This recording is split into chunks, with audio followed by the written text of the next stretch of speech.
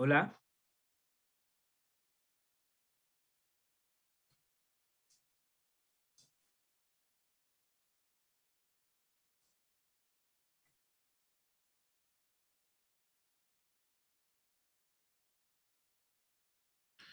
Tiene la palabra señorita Franklin Samaniego.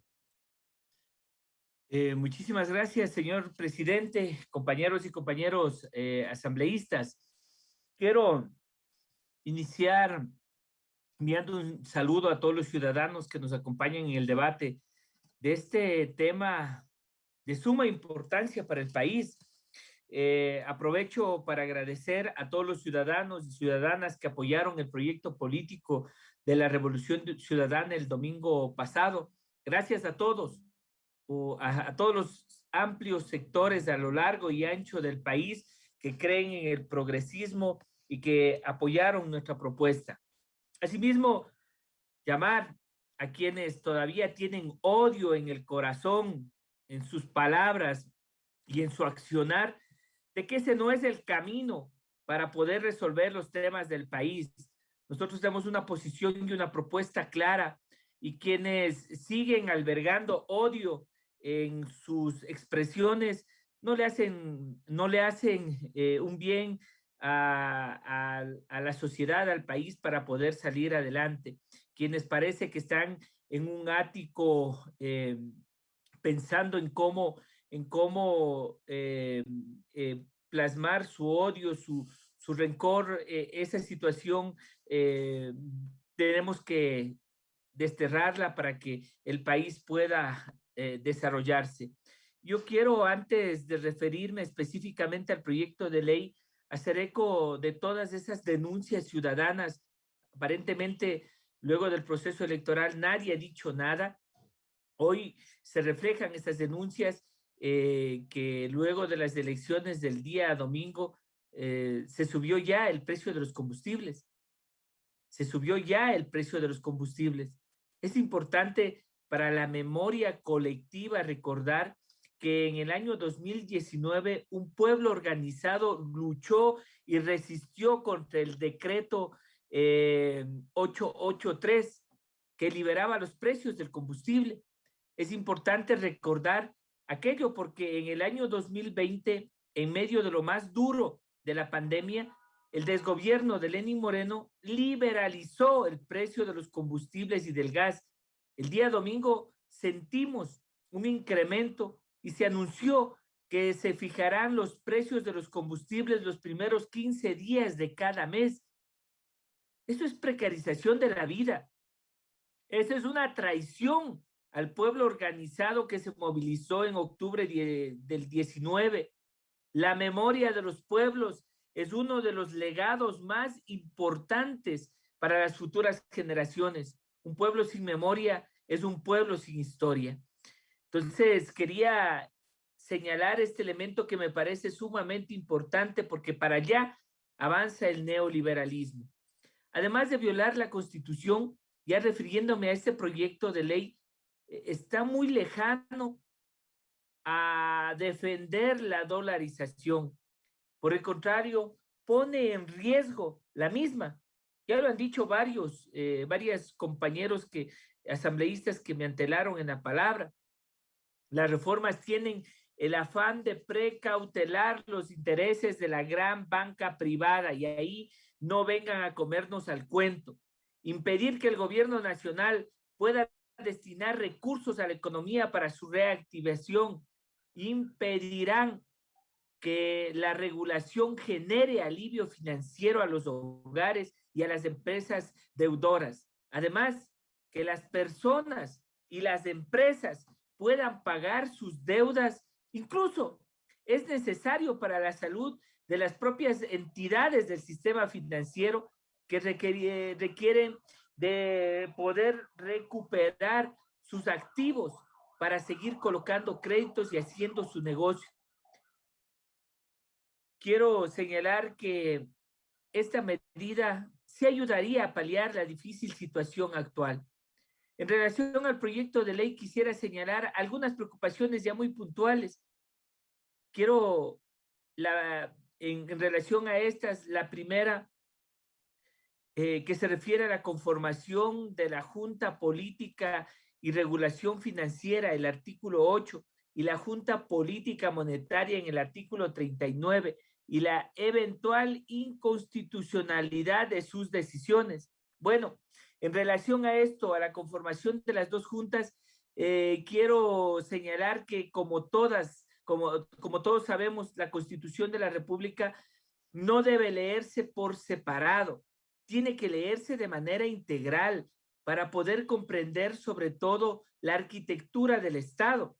La Constitución de la República establece un régimen de desarrollo el cual se orienta a garantizar el buen vivir, atendiendo como el conjunto de derechos constitucionalmente establecidos. Ese régimen se tutela y se configura a partir de las garantías constitucionales, que incluyen garantías normativas, o sea, las leyes como por ejemplo por antonomasia, garantías de políticas públicas, decisiones de los entes rectores, según lo determinado en el artículo 154 de la Constitución. Por ejemplo, ahí los ministros y las ministras en sus áreas respectivas. También existen garantías jurisdiccionales, pero para este caso no profundizaré en esta exposición. Quiero señalar también que entendiendo la existencia de garantías constitucionales y políticas públicas, es el Código Orgánico Monetario y Financiero que incorpora en la conformación de la Junta de Política y Regulación Monetaria y Financiera vigente a las y a los ministros de los entes rectores de la economía y finanzas, de planificación nacional, el ministro que representa producción y el delegado del Ejecutivo, más la participación con voz y sin voto de las superintendencias, el Banco Central y la Corporación de Seguros. Como puede comprenderse, la Junta vigente lo que hace es reunir a los entes rectores en un espacio para definir la política como prescribe el artículo 13 del Código Orgánico Monetario y Financiero vigente. El proyecto de ley propone una composición tanto a la Junta de Política Monetaria como a la financiera de 2 miembros a tiempo completo y 3 a tiempo parcial, lo cual por un lado vulnera el principio de dedicación exclusiva y por otro lado genera una inconstitucionalidad respecto de la generación de las políticas públicas, tanto monetarias y financieras, en una contradicción, como señalo, directa con la Constitución de la República. En segundo lugar, inconstitucionalidad con respecto a las competencias del Banco Central. Compañeros y compañeras asambleístas, pueblo ecuatoriano, les invito a que revisemos el artículo 303 de la Constitución de la República, que es claro y establece en forma textual la formulación de las políticas monetarias, crediticias, cambiarias y financieras es facultad exclusiva de la función ejecutiva y se instrumentará a través del Banco Central. La ley regulará la circulación de la moneda con poder liberatoria en el territorio ecuatoriano.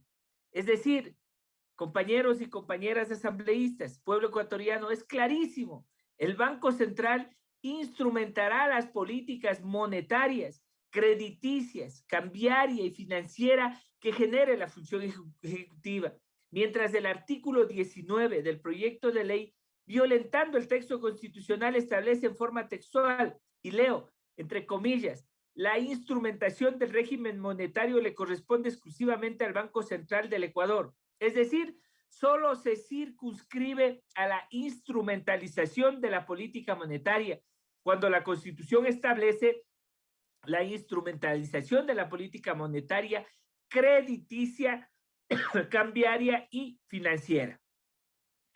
Este particular se agrava, pero además se agrava en el artículo 21 del proyecto de ley bajo una errónea interpretación del artículo 303 de la Constitución.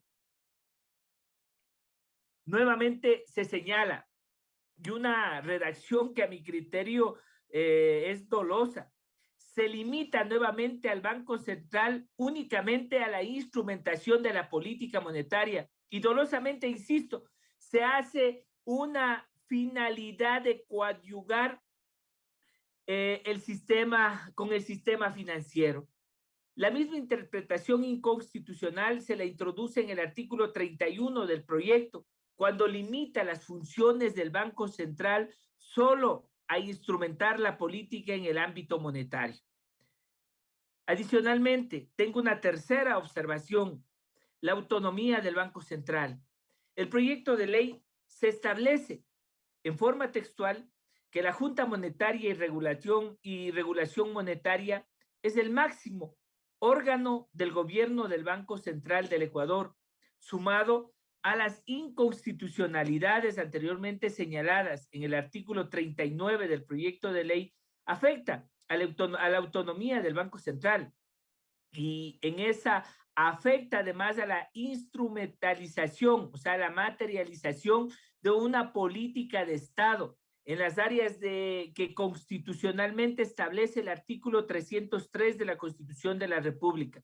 Claramente, con la redacción de este artículo y considerando las inconstitucionalidades anteriormente observadas, existe sin duda alguna una clara vulneración a la autonomía del Banco Central, una inconstitucional reducción de sus competencias además y una suerte de privatización de su gestión. Así es que no nos vengan a comer al cuento. Lo que tratan de hacer es privatizar la gestión y reducirle además sus competencias.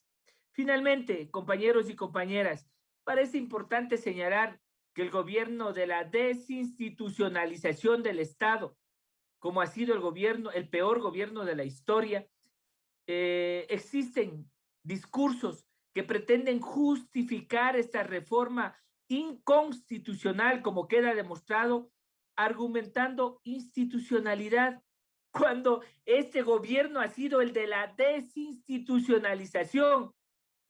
No se le puede seguir engañando al pueblo ecuatoriano, no se le puede seguir engañando a la primera función del Estado. Les llamo a reflexionar sobre estos temas.